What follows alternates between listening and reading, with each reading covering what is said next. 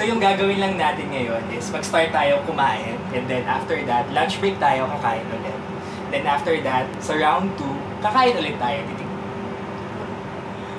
Mukhang masaya pakinggan dahil puro kain lang daw ang gagawin. Pero sa mga oras na yan, hindi ko gusto marinig yung salitang kain. Alam nyo kung bakit? Dahil dito. 5:28 AM na, mayroon tayong pupuntahan na shoot today. So di ko pa alam yung mangyayari doon kasi doon pa lang daw kami i-brief nung director. Since whole day yon, ang sinabi lang sa amin 7 AM call time. Tingin ko need natin kumain ng madami kasi nakakaya minsan mag-request ng food doon kung biglaan akong magutom. Kumain ka na ba, Kuya Joby? Kape, ma'am. Hindi ako pala kain sa umaga mo. Kape lang. Kakain ka po ngayon. Matututo ka pong kumain sa umaga, Kuya Jobin. Kakain po tayong madami. Fiesta! Fiesta dito sa van mamaya.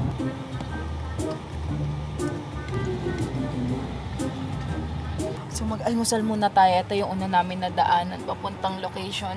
Order ako ng marami dito. May mic po ba dyan? Or tao po yung o-orderan? Proceed na lang daw sa loob. So ano yung iniinom mo ngayon? Kape din, ma'am. Nung nagkape na ako ganun eh, mas nagpapalpitate ako sa alak kaysa sa kape. Order nyo po gusto nyo dyan. Ano ba yung may pandesal nyo? Wala po yung sa amin. Oh, wala ba sa inyo yun? Isa pong super meal A, tas ano sa'yo kayo? Burger, tsaka coffee na lang din sa akin. Pero pwede ba yung Y1 papalitan ng kape?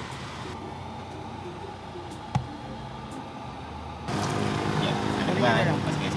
Maraming salamat. Meron tayong mga burger. O ayan. Kain tayo. Pinaka-kompletong meal. Lahat nandito. Take out na lang mamaya yung mga ipapakain sa akin ng prod doon.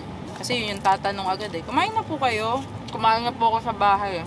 Yun yung sasabihin ko.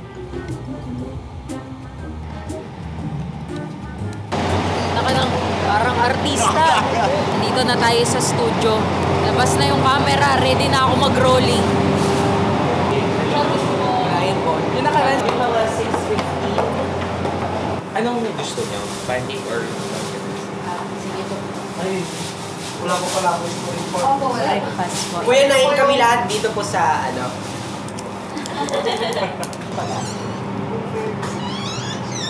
Kamusta ang biyahe? Busog ka natin. Parang inaantok na ako.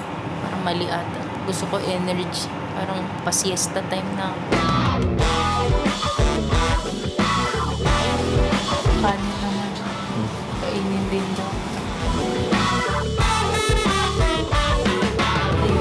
Si Kuya Cyril. Ano po? Dok, kung naiilang kayo sa akin, Dok, palisin nila ako.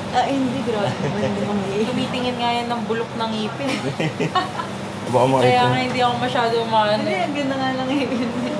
Una mo yun. Pakilaksan po ulit, Dok. Ganda ng ngipin.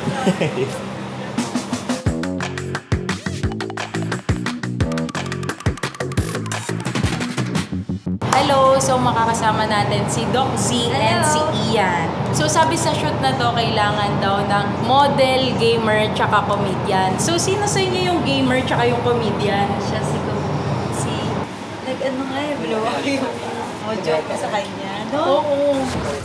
Englishin mo yung sa bawat kanin, magugulat ka. Bakit? Ano? Surprise! Shinare ko pa yun sa kanya. Ba't di ka man na natawa dito? Samantala ko na Ito talaga si Shard, hindi mo patawa. Ay, yung burgers 400. 100 po yung kakainin. yung pieces. Apat lang kaming kakain ah. Taga 100 po. May ano kasi feeling ko may nagugutom na rin. Ayun! Masaya. Mainit pala na po yun. Opo, bagong dating po. Mamaya yung... Break muna bago work. Ay, thank you po. Kain ka po ah. Opo, sobrang nagkikrave po ako ng Jollibee ngayon eh. Sir, baka gusto nyo. Work na po kayo ng ibang fast food chain. Kakain po tayong madami. Fiesta. Fiesta dito sa van mamaya. I want to be. What's up, guys? Doc Z here, hoping to put us. Sabi mo kami kung saan kami papasok? Kaya magsabi ko, Doc Z here. Doc Z here, hoping to put a smile on your faces. Hindi mo sinabing One take nga. Split ako eh. Ay, So later, blindfolded taste test, diba? The second round will be taste test without smell. So ayos ang smell mawawala. Dalawang beses yung gagawin yung taste test, diba? The second one will be harder. The goal is, sino yung una makahula? Tingin mo tayo mananalo? Naman, di mo natatanong. Kumakain ako ng burger ng brownout sa amin. So yung blindfold. Basic. Sisiw. Since competition to, kailangan ako magmukha yung pinakamatalino sa kanila kaya nagsalamin ako. Pag nakasalamin ka, parang may intimidate na sila agad sa'yo. 45 times 48. 570 around that. Spell psychology. S. Okay, tama.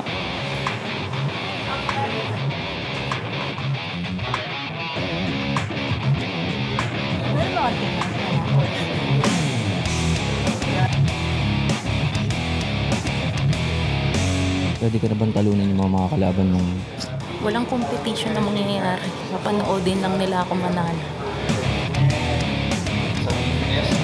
Sino ba yung special guest na kalaban mo? Hindi ko alam, sabi daw. Letter J daw. Jollibee? Oh, Jollibee. Tanong-tanong tayo kung alam nila. Brad, alam mo sino J? Feeling ko Jollibee yung guest eh. Ikaw? Si Jollibee yun. Basta J daw. Sige, salamat Brad ah. Getal. Tara. Parang familiar yun, te. Baka nakasalubong mo kanina. Parang common yung mukha niya, pero... Parang kilala yun eh. Saan?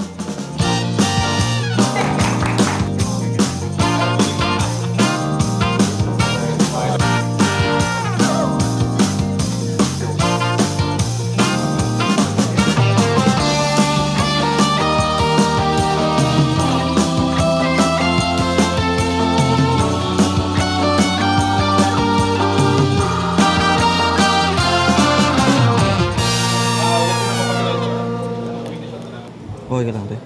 Parang may masakit sa'yo ngayon, te. CR break muna. Gumagano na siya. Kita mo to? Kinakabig ko para hindi siya magka-space eh. Pag nagkahangin kasi delikado. Kinokontract ko na lang na gano'n. May susunod pa ata kayong kakainin, te. Bili ka na lang muna ng tissue ha. Plastic. Tsaka tingnan mo sa 7-Eleven, parang may disposable na underwear. 3, 2, 1, and cut. Thank you. Stay back, Thank you po, Jollibee. Thank you, Max Out. Sana po lumaki kayong maganda, matalino at may takot sa Diyos, sabi ni Jollibee. God bless you po as soon as possible. Pero, bilisan mo. Baka mag-abot pa ng pamerienda. Tsaka thank you po. Bilis mo.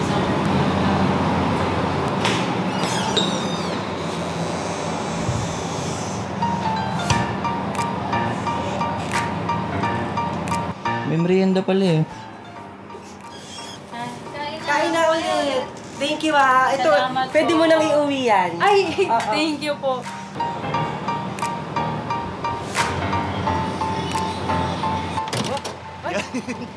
May tama pa. Don't get me wrong ha. Super thankful at blessed ako sa project na to. Bukod sa may trabaho, binusog pa kami. At dahil marami pang hindi nagalaw na food, naisip naming i-share na lang yung blessing at kabusugan. Kung may natutunan man ako sa project na to, yun ay magdala ka ng tissue kahit saan ka magpunta. Okay na yun.